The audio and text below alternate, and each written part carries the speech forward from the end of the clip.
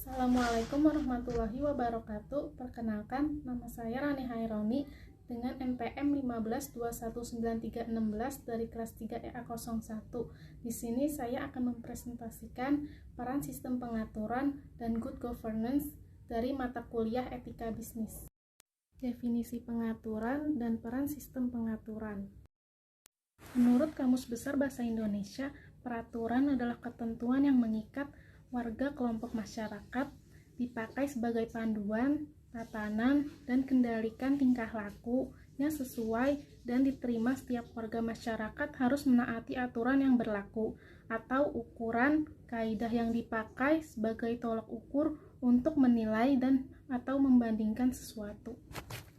Adapun definisi pengaturan yang lain, yaitu pengaturan adalah sebuah proses mengambil keputusan dan proses yang oleh pengambil keputusan diimplementasikan. Sebuah analisis dari pengaturan memfokuskan pada pelaku formal dan informal yang sudah tersusun dalam sebuah tempat untuk segera dilaksanakan dan keputusan yang diimplementasikan. Peran sistem pengaturan yaitu sebagai petunjuk yang tersusun untuk mengatur mengenai apa saja yang boleh dan tidak boleh dilakukan dalam proses pencapaian keputusan untuk menciptakan kehidupan yang tertib dan terarah. Karakteristik good governance. Ada 9 karakteristik good governance dari United Nations Development Program. Yang pertama yaitu partisipasi. Partisipasi berarti adanya peran serta dalam suatu lingkungan kegiatan. Tujuan utama adanya partisipasi adalah untuk mempertemukan kepentingan yang sama dan berbeda dalam suatu perumusan dan pembuatan kebijakan secara berimbang untuk semua pihak yang terlibat dan terpengaruh. Selanjutnya yaitu ada rule of law. Berarti penegakan hukum yang adil tanpa pandang bulu yang mengatur hak-hak manusia, yang berarti adanya supremasi hukum. Selanjutnya ada transparansi. Transparansi berarti adanya keterbukaan terhadap publik sehingga dapat diketahui oleh pihak yang berkepentingan mengenai kebijakan pemerintah dan organisasi badan usaha, terutama para pemberi pelayanan publik. Yang keempat, ada responsif. Responsif berarti cepat tanggap. Birokrat harus dengan segera menyadari apa yang menjadi kepentingan publik sehingga cepat berbenah diri. Selanjutnya ada berorientasi pada konsensus. Berorientasi pada konsensus berarti pembuatan dan pelaksanaan kebijakan harus merupakan hasil kesepakatan bersama di antara para aktor yang terlibat. Hal ini sejalan dengan konsep partisipatif di mana adanya keterlibatan dari masyarakat dalam merumuskan secara bersama mengenai hal pelayanan publik. Selanjutnya yaitu keadilan. Dalam hal ini, birokrasi tidak boleh berbuat diskriminatif di mana hanya mau melayani pihak-pihak yang dianggap perlu untuk dilayani. Sementara ada pihak lain yang terus dipersulit dalam pelayanan bahkan tidak dilayani sama sekali. Selanjutnya ada efektivitas dan efisien.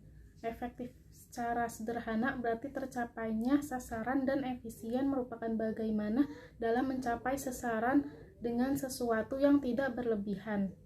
Dalam bentuk pelayanan publik, hal ini berarti bagaimana pihak memberi pelayanan melayani masyarakat seefektif mungkin dan tanpa banyak hal-hal atau prosedur yang sebenarnya bisa diminimalisir tanpa mengurangi efektivitasnya.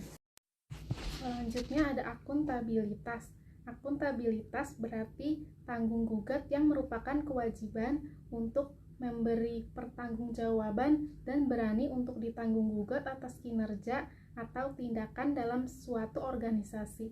Dalam pemberian pelayanan publik, akuntabilitas dapat dinilai sudah efektifkah prosedur yang diterapkan oleh organisasi tersebut, sudah sesuaikah pengaplikasiannya, dan bagaimana dengan pengelolaan keuangannya, dan lain-lain.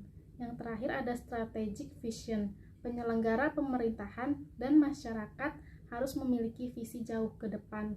Pemerintah dan masyarakat harus memiliki kesatuan pandangan sesuai visi yang diusung agar terciptanya keselarasan dan integritas dalam pembangunan dengan memperhatikan latar belakang sejarah, kondisi sosial, dan budaya masyarakat.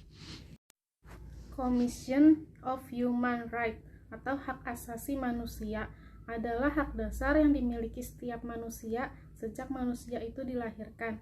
Hak asasi dapat dirumuskan sebagai hak yang melekat dengan kodrat kita sebagai manusia yang hidup.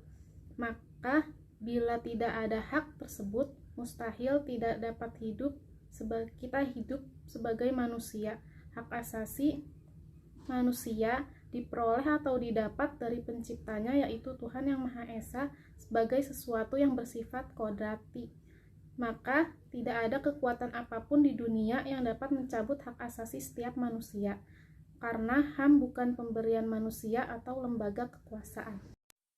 Adapun menurut Undang-Undang Nomor 39 Tahun 1999 tentang hak asasi manusia, yaitu hak asasi manusia adalah seperangkat hak yang melekat pada hakikat dan keberadaan manusia sebagai makhluk Tuhan Yang Maha Esa dan merupakan anugerahnya yang wajib dihormati, dijunjung tinggi, dan dilindungi oleh negara, hukum, pemerintah, dan setiap orang demi kehormatan serta perlindungan harkat dan martabat manusia.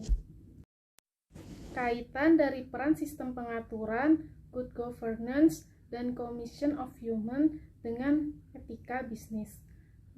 Kaitan etika bisnis dengan peran sistem pengaturan, yaitu peran sistem pengaturan dalam etika bisnis membantu manajemen perusahaan dalam penataan dan pengaturan kepentingan umum agar terciptanya ketertiban dan kepercayaan untuk perusahaan dalam pengelolaan bisnis. Kaitan etika bisnis dengan Commission of Human yaitu mengenal keadilan yang menjadi sebuah hak bagi setiap pelaku bisnis, baik dalam sisi individu maupun perusahaan. Etika bisnis berlandaskan atas Commission of Human demi kelancaran berbisnis agar tidak terdapat pelanggaran HAM ketika menjalankan suatu kegiatan bisnis. Kaitan etika bisnis dengan good governance, yang pertama itu Code of Corporate and Business Conduct. Kode etik dalam tingkah laku berbisnis di perusahaan merupakan implementasi salah satu prinsip good corporate governance. Kode etik tersebut menuntut karyawan dan pimpinan perusahaan untuk melakukan praktek-praktek etik bisnis yang terbaik di dalam semua hal yang dilaksanakan atas nama perusahaan. Yang kedua, nilai etika perusahaan. Beberapa nilai-nilai etika perusahaan yang sesuai dengan prinsip-prinsip good corporate governance, yaitu kejujuran, tanggung jawab, saling percaya, keterbukaan, dan kerjasama. Terima kasih telah menonton videonya. Kurang lebihnya mohon maaf. Wassalamualaikum warahmatullahi wabarakatuh.